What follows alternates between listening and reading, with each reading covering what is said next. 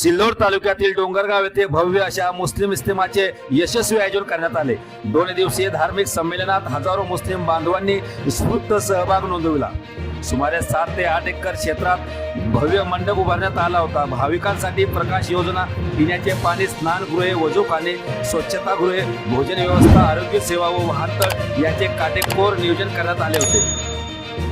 सिल्लोड शहरासह तांडा बाजार, बोरगाव, अंधारी, केराळा आदी गावातील भाविकांनी मोठ्या संख्येने उपस्थिती लावली।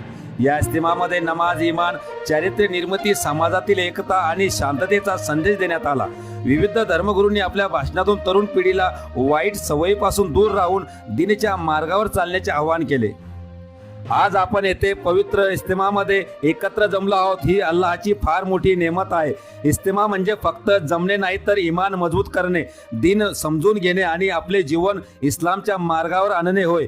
आजच्या धावपळीच्या आणि फितऱ्याच्या भरलेल्या काळात आपल्याला 3 गोष्टींची अत्यंत गरज आहे: इमानाची मजबूती, नमाजाची पाबंदी, चांगले अखलाक। नमाज हा दीनचा खांब आहे। जो नमाज कायम करतो तो आपल्या जीवनात बरकत आणतो।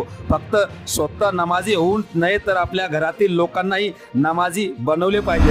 इस्लाम आपल्याला फक्त इबादत शिकवत नाही, तर चांगला माणूस बनवायला शिकवतं। सत्य बोलणे, वचन पाळणे, आई वडिलांचा आदर करणे, शेजाऱ्याशी चांगले वागणे हे सर्व दीनचा भाग आहेत। 5 वेळेच्या नमाजाचे महत्त्व, आई वडिलांचा आदर, समाजात प्रेम, बंधुता आणि सलोखा या विषयावर विशेष मार्गदर्शन करण्यात आले।